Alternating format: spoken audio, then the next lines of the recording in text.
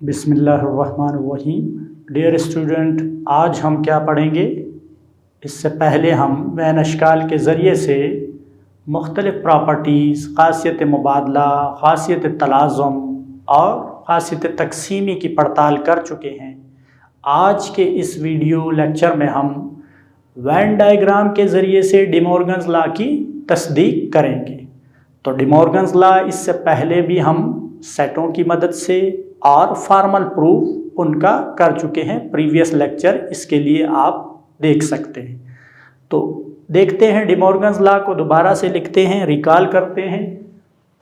D Morgan's के कवानीन की पड़ताल बज़रिए वैन अशकाल। डियर स्टूडेंट, मिसाल है, अगर यूनिवर्सल सेट हमारे पास 1 to 8 ए हो 1 to 4 और बी सेट हो 3, 4, 5, 6 हो, तो डी मॉर्गन के कवानीन की तस्दीक बज़रिए वैन अशकाल करते हैं। डी मॉर्गन के कवानीन लिखते हैं हम। डी मॉर्गन के कवानीन क्या है? पहला कानून ए बी है, यहाँ पर हमारे पास मौजूद है। A union B whole complement is equal to A complement intersection B complement. Second law है A intersection B whole complement is equal to A complement union B complement. First law लेते हैं तस्दीक करने के लिए वैन डायग्राम के जरिए। A union B whole complement is equal to A complement intersection B complement.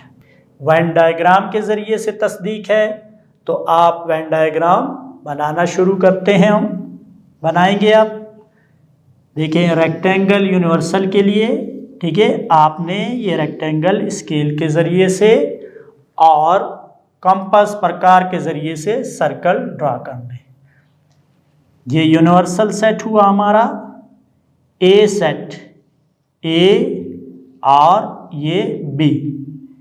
A set, B set, ए के element 1, 2, 3, 4, B के एलिमेंट 3, 4। यहाँ से अगर एक नज़र देखें तो 3, 4 कॉमन, तो ये ओवरलैपिंग सेट है। 3, 4 यहाँ पर, 1, 2, 3, 4 ए में, 3, 4, 5, 6 बी में, और यूनिवर्सल में 1, 2, 3, 4, 5, 6, 7, 8। तो ये हमने इस तरह की वैन डायग्राम बन गई। अब इस पर ऑपरेशन करना है, यूनियन करना है। तो यूनियन आप जानते हैं, दोनों सेटों के अरकान को मिलाते हैं, तो ये वाला एरिया हमारा शेड हो जाएगा।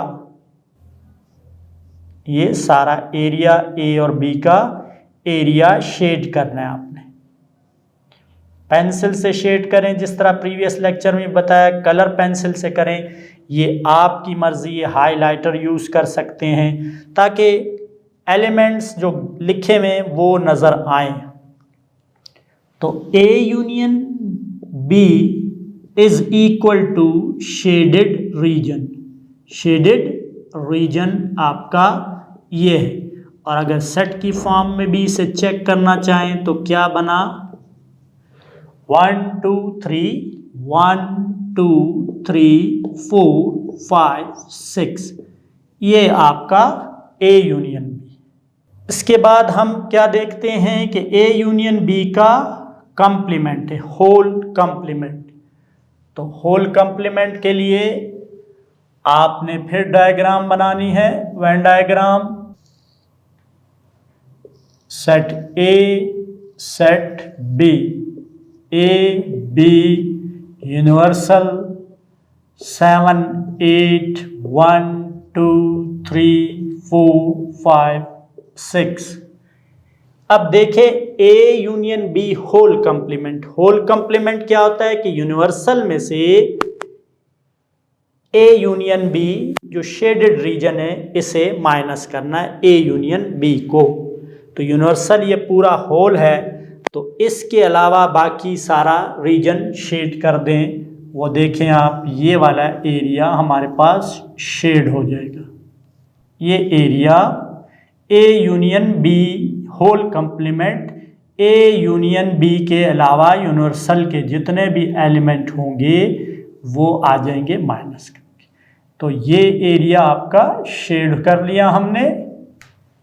ए union B whole complement is equal to shaded reason.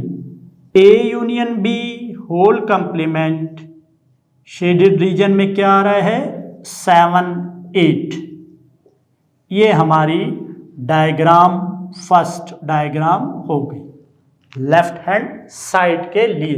ठीक है, अब हम आते हैं राइट साइड पर ए कंप्लीमेंट फाइंड करते हैं।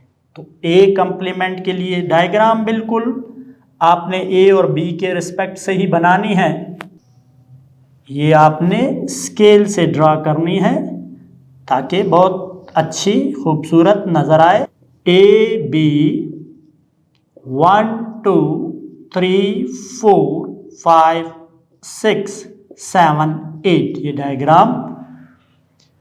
अब ए कंप्लीमेंट के लिए आप जानते हैं ए कंप्लीमेंट मींस यूनिवर्सल रेक्टेंगल में से ए को माइनस करना है, जो ए के एलिमेंट हैं उन्हें हमने निकालना है। तो ये तमाम रीजन ये ए को हम शेड नहीं करेंगे, और बी का वो एरिया जो ए में आ रहा है वो भी शेड नहीं होगा, सिर्फ ये रीजन आपका शेड होगा। ये क्योंकि ये तो ए में आ रहा है, ए हमने माइनस करना है। तो ये स्टूडेंट आप देखें, ए कंप्लीमेंट के लिए ए को हमने माइनस करना है ए कंप्लीमेंट के लिए, तो बाकी एरिया शेड कर दिया। ए सेट ए का एरिया शेड नहीं है। A complement is equal to shaded region. हम कोई सेट यहाँ पर देखा नहीं लिख रहे हैं, लास्ट में हम आंसर का सेट लिखते हैं अपनी तसल्ली के लिए। अगर वो भी ना लिखें तो हम डायग्राम को कंपेयर करके चेक कर सकेंगे कि ये आया इक्वल, लेफ्ट और राइट इक्वल है या नहीं। ए कंप्लीमेंट लिख देते हैं यहाँ पर। देखिए 1 2 3 4 नहीं आएगा, बाकी शेड में क्या है 5 6 7 8, ये हमारा ए कंप्लीमेंट। अब हम आते हैं बी कंप्लीमेंट की तरफ। तो फिर डायग्राम आपने बनानी है और स्केल के साथ एक साइज के, ठीक है, क्योंकि जब आप कंपास खोलेंगे सर्कल के लिए तो बस वही रेडियस रखें दोनों सर्कल के लिए, और आप देखेंगे कि आपकी डायग्राम जिस तरह है वो सेम है। अब क्योंकि ये बाई हैंड बन रही, थोड़ा बहुत साइज में डिफरेंस हो सकता है। 1 2 3 4 5 6 7 8। अब बी कंप्लीमेंट फाइंड करना है। तो बी कंप्लीमेंट, ये जो बी का एरिया है इसे यूनिवर्सल से माइनस करेंगे, तो शेड करते जाएं। ये एरिया, ये एरिया, ये एरिया, ये भी एरिया हमारे पास आएगा, ये एरिया आएगा, ये एरिया आएगा, ये बी माइनस करना है। देखें बी को माइनस कर दिया हमने, बी शेडेड नहीं है, बाकी एरिया शेडेड है। तो B complement is equal to shaded region. B complement is equal to 1 2 1 2 7 8। अब आते हैं, देखें A complement intersection B complement. A complement को बी कंप्लीमेंट के साथ इंटरसेक्ट करना है। आप ए कंप्लीमेंट की डायग्राम और बी कंप्लीमेंट की डायग्राम को देखें और उसके बाद की डायग्राम में हम इसे इंटरसेक्ट करते हैं। देखिए ये ए कंप्लीमेंट है, डायग्राम बना लें पहले। A B 1 2 3 4 5 6 universal 7 8। अब हमने अहम काम करना है कि यहाँ पर देखें, ये ए कंप्लीमेंट, यहाँ पर बी कंप्लीमेंट, इन दोनों में कॉमन एरिया चेक करना है कि कौन सा एरिया कॉमन है। यहाँ पर देखें, यहाँ पर ए नहीं है, बाकी एरिया मौजूद है। यहाँ पर बी नहीं है, ठीक है, बी नहीं है और बाकी एरिया मौजूद है। तो कॉमन क्या हुआ, इसका मतलब है यहाँ बी को नहीं शेड करेंगे और ए को शेड नहीं करेंगे, क्योंकि यहाँ पर ए शेड नहीं तो वो यहाँ पर ए शेडेड है, यहाँ पर बी शेडेड है, यहाँ पर बी शेड नहीं है, बाकी एरिया दोनों में शेडेड है। तो ए और बी के अलावा बाकी एरिया को आप शेड कर दें। ये आपका इंटरसेक्शन हो गया, कॉमन एरिया हो गया। तो ये देखें, A complement intersection B complement is equal to shaded region. क्या आ गया, A complement intersection B complement, shaded region में क्या है, सेट क्या बनता है 7 8। अब ये डायग्राम आपकी 2 हो गई, शक्ल 2। अब शक्ल 1 को देखें और 2 को देखें तो पता चलेगा जो एरिया यहाँ पर शेड है और 7 8 सेट आया हुआ है, हमें तो वेन डायग्राम से देखना है, शेड किया हुआ है, वही एरिया यहाँ पर भी शेड है। इसका मतलब क्या हुआ कि शक्ल 1 और शक्ल 2 के मुताबिक, इन दोनों के मुताबिक क्या है कि इनकी डायग्राम में शेडेड रीजन सेम शेड हुआ, सेम है। तो इसलिए दोनों, ये था हमारा A union B whole complement और ये था हमारा A complement intersection B complement. तो ये हमने प्रूफ किया, हेंस प्रूफ। तो आप देख सकते हैं कि हमने कितने वेन डायग्राम बनाई, 5 वेन डायग्राम बनाई। ए यूनियन बी ब्रैकेट में पहला ऑपरेशन जिस तरह सेट्स में करते हैं उसे शेड किया, उसके बाद होल कंप्लीमेंट जो लेफ्ट हैंड साइड है उसकी डायग्राम बनाई और ये डायग्राम 1 बनी। उसके बाद हमने ए कंप्लीमेंट फाइंड किया डायग्रामेटिकली और फिर बी कंप्लीमेंट फाइंड किया वेन डायग्राम से, और फिर इन दोनों को देखते हुए ए कंप्लीमेंट एंड बी कंप्लीमेंट के एरिया को वेन डायग्राम में शेड किया। फिर हमने जब कंपेयर किया इसे 1 को जो लेफ्ट हैंड साइड के लिए डायग्राम था और 2 को जो राइट हैंड साइड के लिए डायग्राम था, दोनों का शेडेड रीजन देखा तो हमें पता चला कि ये सेम है, ये सेम है, यहाँ पर बिल्कुल वही एरिया है। तो इस तरह ये फर्स्ट लॉ जो है डिमॉर्गन का हमने प्रूफ किया। अब हम सेकंड लॉ को प्रूफ करते हैं डिमॉर्गन के। क्या है, A intersection B whole complement equal है A complement union B complement. तो इसके लिए आप देखें diagram A B 1 2 3 4 5 6 universal 1 to 8। अब ए इंटरसेक्शन बी के लिए हम शेड करेंगे एरिया। तो देखें कौन सा एरिया शेड होता है, जो कॉमन एरिया ए और बी इंटरसेक्शन हम कर चुके हैं। ये कॉमन एरिया है ए और बी में, ये एरिया हमारे पास कॉमन है, ये एरिया कॉमन आ गया है। तो A intersection B is equal to shaded region. A intersection B is equal to shaded region में क्या सेट है 3 4। उसके बाद इसका होल कंप्लीमेंट लेना है। तो देखते हैं डायग्राम, यूनिवर्सल ए बी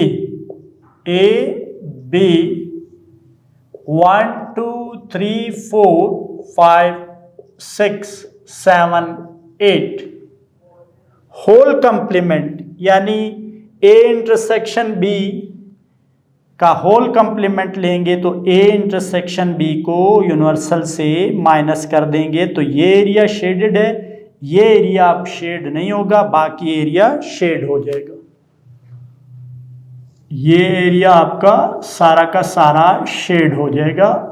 देखें कहाँ तक, ये जो कॉमन एरिया है इसके अलावा आप तमाम एरिया को शेड कर दें।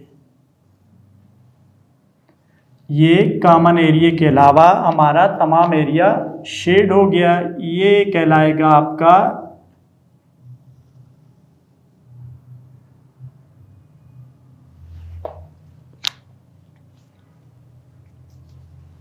A intersection B whole complement is equal to shaded region. A intersection B whole complement is equal to 1 2 5 6 7 8 3 4 के अलावा ये एरिया शेड नहीं है। ये वाला एरिया हमारा शेड नहीं है, बाकी एरिया शेडेड है। ये डायग्राम आपकी 1 बन गई क्योंकि ये लेफ्ट हैंड साइड को रिप्रेजेंट कर रही है। अब हम ए कंप्लीमेंट की तरफ आते हैं। ए कंप्लीमेंट ए बी। एक बात जहन में रहे स्टूडेंट, क्योंकि जब डिमॉर्गन्स के लॉ आते हैं तो दोनों कवानीन जो है एक साथ नहीं दिए जाते। अमूमन कहा जाता है कि अगर यूनिवर्सल ये हो, ए ये हो, बी ये हो, तो साबित करें, ये दे देते हैं फर्स्ट या सेकंड, क्योंकि अगर दोनों दे दे कंसेप्ट एक से भी चेक हो जाता है। तो यहाँ पर आपने देखा कि पहली पार्ट में भी हमने ए कंप्लीमेंट फाइंड किया था, उसे हम यूज़ कर सकते थे, लेकिन क्योंकि क्वेश्चन जब आता है एग्ज़ाम में या किसी भी टेस्ट या असेसमेंट कहीं से कहीं भी होती है, तो कंसेप्ट सिर्फ एक पार्ट से ही चेक हो जाता है, तो वहाँ आपको ए कंप्लीमेंट भी फाइंड करना होगा और बी कंप्लीमेंट भी। अगर इस पार्ट में हमने मालूम किया और हम यहाँ पर ना बनाएं तो फिर कंफ्यूजन क्रिएट हो सकती है कि शायद ए कंप्लीमेंट मालूम नहीं करना है, जबकि ए कंप्लीमेंट अगर ऑलरेडी फाइंड हो, दोनों पार्ट गिवन हो, तो हम यहाँ जो फाइंड किया था उसे यूज़ कर सकते थे। लेकिन यहाँ मैं दोबारा आपके लिए फाइंड कर रहा हूँ तो ये प्रैक्टिस भी होगी। 1 2 3 4 5 6 7 8 ये हमारे।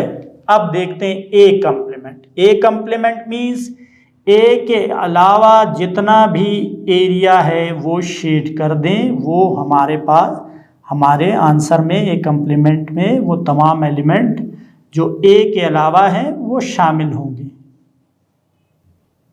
ठीक है, ए के अलावा जितने भी एलिमेंट हैं वो शामिल होंगे।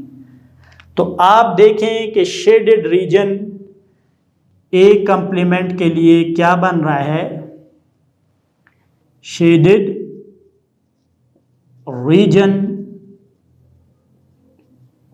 बन रहा है A complement is equal to 5 6 7 8।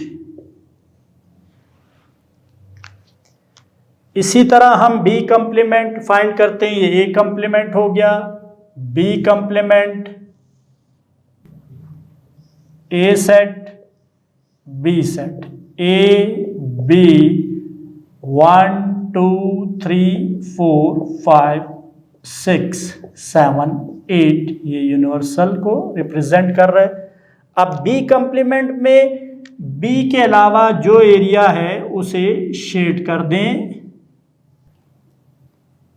B के अलावा जो एरिया शेड है उसे हमने शेड किया, ये बी कंप्लीमेंट हुआ। Shaded region B complement is equal to 1 2 7 8। Student देखिए, अभी हमने ए कंप्लीमेंट और बी कंप्लीमेंट की वेन डायग्राम फाइंड कर ली है। अब हम क्या करते हैं, राइट हैंड साइड में A complement union B complement find करते हैं। तो इसके लिए हम डायग्राम बनाते हैं। अब देखें, इसमें जो एरिया शेड है, पहले तो हम उसे कॉमन एरिया दोनों में, वो देखें ये वाला एरिया दोनों में शेड है, ये एरिया में शेड कर। उसके बाद देखें इसमें बी का एरिया शेड है, तो उसे भी आप शेड कर दें, क्योंकि यूनियन है। यूनियन में जो कॉमन और अनकॉमन जो भी हों वो सारे आते हैं। इसमें क्या है, ए वाला शेडेड है तो ये, जबकि आप देखें 3 4 ये वाला एरिया इसमें भी शेड नहीं है, इसमें भी शेड नहीं है, तो ये इसके आंसर में इंक्लूड नहीं होगा। तो A complement union B complement is equal to shaded region. A complement union B complement is equal to 1 2 5 6 7 8। शक्ल एक और शक्ल दो, ठीक है। ये लिखता हूं मैं, इसको हमने कंपेयर करना। देखिए डायग्राम 1, कौन सा एरिया शेड है, सिर्फ ये एरिया 3 4 वाला शेड नहीं है, बाकी तमाम एरिया शेड है। ये एलिमेंट्स आ गए हैं। और यहाँ पर डायग्राम 2 ये हम बनाते हैं, और फिर उसके बाद लिखते हैं कि शक्ल 1 और शक्ल 2 के मुताबिक क्या सेम एरिया शेड है। देखें ये 3 4 यहाँ नहीं, यहाँ भी 3 4 नहीं, बाकी एरिया शेडेड, यहाँ भी बाकी एरिया शेडेड। तो A intersection B whole complement, ये डायग्राम 1 को रिप्रेजेंट कर रहा है, और A complement union B complement ये डायग्राम 2 को, ठीक है, रिप्रेजेंट कर रहा है। इक्वल हो गए तो ये हमने साबित किया, हेंस प्रूव्ड। तो आपने देखा कि हमने किस तरह डिमॉर्गन्स के 2 कवानीन की पड़ताल, सेट गिवन थे, ठीक है, और हमें सेट के ज़रिए से जिस तरह ऑपरेशन करते हैं उस तरह नहीं, बल्कि इन सेट के वेन डायग्राम बनाने थे। वेन डायग्राम के ज़रिए से किस तरह इन दोनों पार्ट को हमने प्रूव किया। स्टूडेंट, आपकी टेक्स्ट बुक की एक्सरसाइज 5.3 है, उसके 3 क्वेश्चंस गिवन है। क्वेश्चन नंबर 1 के पार्ट्स 3 और 4 रिलेटेड हैं डिमॉर्गन के कवानीन से। डी ई दिए हुए हैं और उसमें आपको ये 3rd और 4th पार्ट गिवन है। आप टेक्स्ट बुक के इन पार्ट्स को सॉल्व करें। इसी तरह क्वेश्चन नंबर 2 के पार्ट्स 5th और 6th डिमॉर्गन के कवानीन डिमॉर्गन लॉ से रिलेटेड है। इसी तरह एक क्वेश्चन गिवन है 3rd, जो कि सेट्स की फॉर्म में, जो सेट हमारे पास होते हैं उस फॉर्म में गिवन है कि universal is equal to W whole number, A is equal to 5, empty set B is equal to N, ठीक है। तो ये W जो है, अगर यूनिवर्सल को आप लिखना चाहें कि W क्या है, होल नंबर का सेट है, तो इसे आप इस तरह लिखेंगे 0 1 2 3 और अप टू इन्फिनिटी, ठीक है। हम इसे इनफाइनाइट सेट कहलाता है। इसी तरह A अगर हो, ये सिंबल में एम्प्टी, इसे आप इस तरह लिख सकते हैं। और B is equal to N is equal to natural number 1 2 3 up to so on. तो इसकी आप तस्दीक करेंगे अगर डायग्राम, वेन डायग्राम से, तो थोड़ा सा हिंट मैं यहाँ पर देता हूँ आपको कि किस तरह कर सकते हैं, ठीक है। क्योंकि देखें A एम्प्टी, B N, ठीक है, ये एम्प्टी सेट है, ये यूनिवर्सल जो है वो।